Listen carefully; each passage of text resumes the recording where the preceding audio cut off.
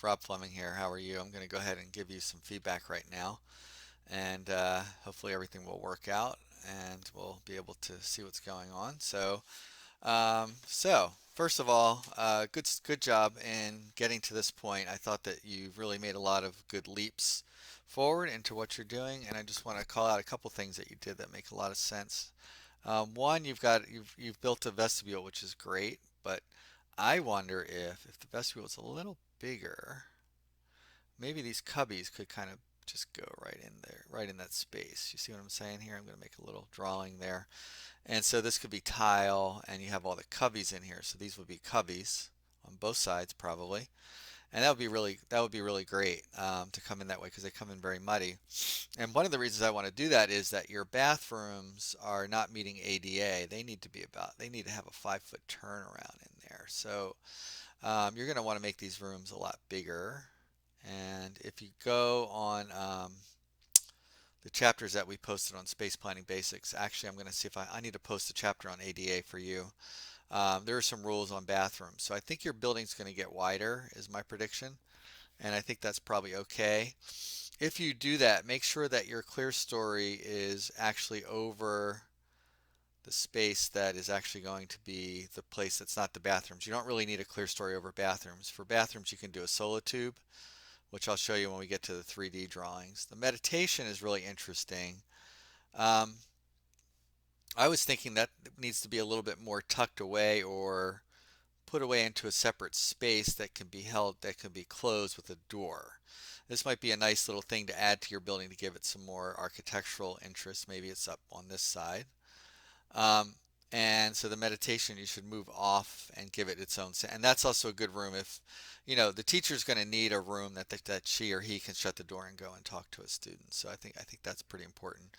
Another thing I wanted to notice is I'm really glad to see these clear stories, by the way. I would start to think about your clear story being really putting it over the space that the kids are working in on a daily basis instead of just over the space in general.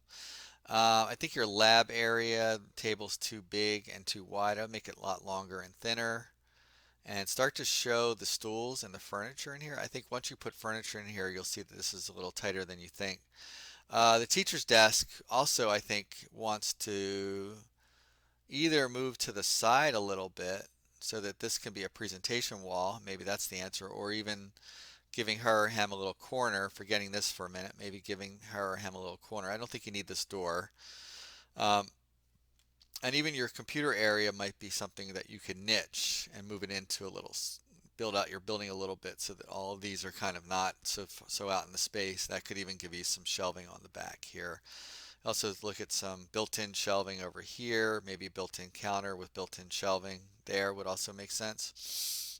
From a passive heating cooling strategy, no north windows is probably good. I mean, it's a little harsh. You could give them a little view, little tiny little windows just to view out here and there. East light, we tend to not put a lot of glass on the east and west. However, for a classroom building, having a couple east-facing windows probably makes a lot of sense. However, these west-facing windows, probably not too good. Unless you have landscaping out here that I don't know about. Maybe there's a bunch of evergreen trees or trees here. I would think about how people come through space, and I would think it would be better to put a window here and maybe a small window there for how people begin to move through that way. So that's pretty easy. Um, and then I think you need to show your outdoor space. And what I want you to do in general is to start to show your landscape and your pathways and all the things you did last semester. You're probably going to want to have a space outside the front door that's covered so people can get a little bit transitioned into your space. So there's a lot of good thoughts there. Again, the plan overall is coming along quite well. Um, Now here is a little bit of a problem because when you do these, I'm going to draw a section through what you have. Right now you have a roof, you have a window, I mean a clear story, you have another roof. And so what's happening is because you don't have a lot of overhang, the light is just coming directly in. It's just going to come, if it's like this, the light's going to come directly in and give you a lot of heat gain. If, however, you were to think about a little bit of an overhang, bring this out a little further, and what's going to happen is the light, this is your sun up here, Not your son like you have a kid. You know what I mean.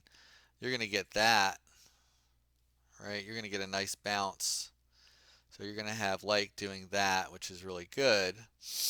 But you're also gonna get shade. So you're not gonna get any direct light until winter time. When it gets to be winter, it's gonna come straight in, and yeah, you'll get a little bit of glare in the back of the room, but I'm willing to accept that for this. Sometimes people do cool, funky things where they, whoops, I didn't mean to do that.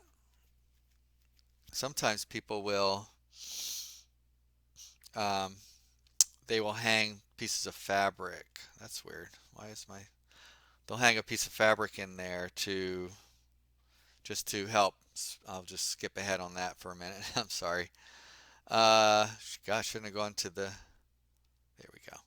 Okay, now I got to change the color. So sorry. Okay, there we go. So here, so we talked about that. White roof, good. Here you want to look at a different detail. So I'm going to draw a section through this. I'm sorry, through this wall. And so what you're going to see is a big old glass door. This is your ground plane. Here's a person. And you got the big glass wall, which is great. Typically we'll break that up into two windows or a glass set of doors. And then we'll have a clear story up here. So your building will be doing something like that. Do you see that? And so what this is a shading device that has the ability for light. So you can have light coming in like this, hitting this and coming down. So you'll get, this will be shaded, so there'll be no light coming in directly, but this will be very bright, especially with south light. And then the sun, the same angle, will also hit here, hit there, and come in. So this might be 18 inches wide, maybe. And so that's your shelf. So that's your shelf and your shade. And they kind of work together to give you the best possible performance that you can get. So that's sort of a standard detail that you might do. And the same would be there for that. Um, we talked about having a window here and getting rid of those windows or just having a little window here. That could be a special window. It doesn't have to be a square. It could be a circle window or a triangle window. It is a school for, you know. So let's see if I can move on. It's not letting me move on.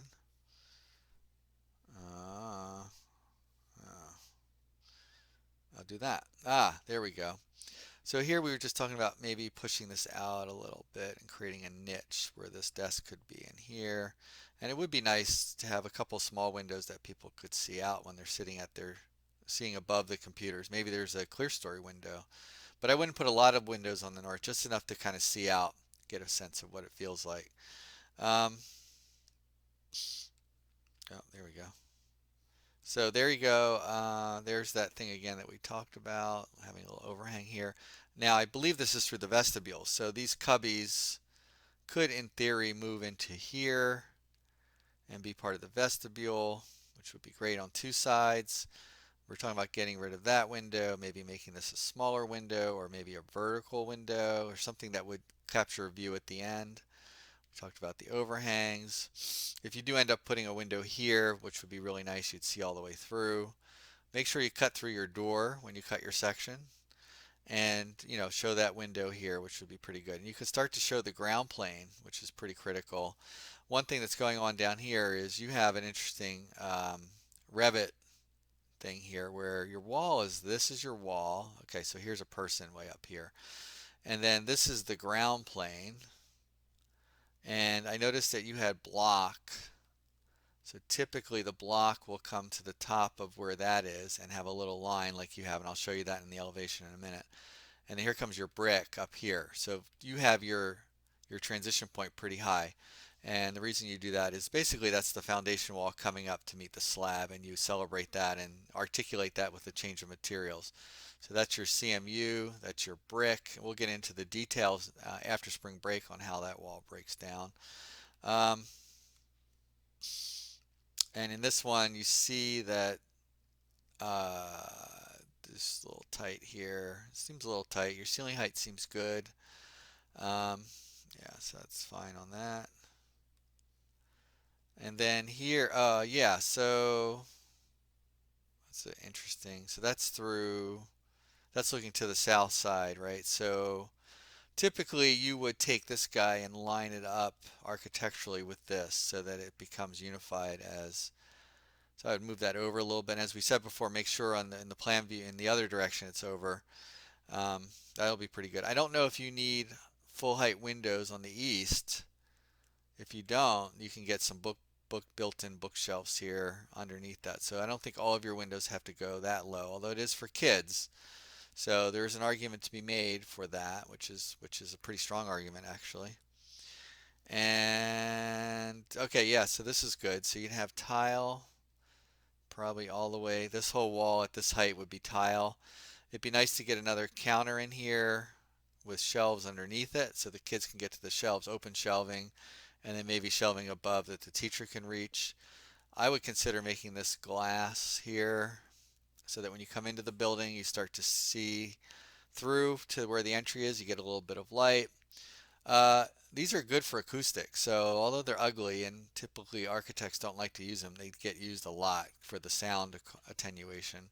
We had talked about making this a little bit longer and thinner and make sure you show your stools. I'd probably flip the sink. Nah, I think I'd leave the sink there because people can run up and wash their hands. So I think that makes a lot of sense. Um, and your bathrooms are right on the other side, as if I remember. So yeah, so that tells me something. One, this is like a big old whiteboard or something. That's smart board, super. And this is what I meant about locating this over this. So this whole thing should really move over here. So it's directly over this workspace. And as soon as you put those chairs in, those tables look tall. But as soon as you put, I think you have fifth, sixth. As soon as you put the chairs in, this is going to get very crowded. And you can see that if a student wanted to present here, they would be kind of in the way. So I would think about looking at that again. And there's your chance for your built-ins. You can get a counter depth refrigerator, which would make it only 24 inches deep, which would be kind of nicer. So, all right, good. Thanks. Hopefully this is helpful, and I'll look forward to seeing you on Tuesday.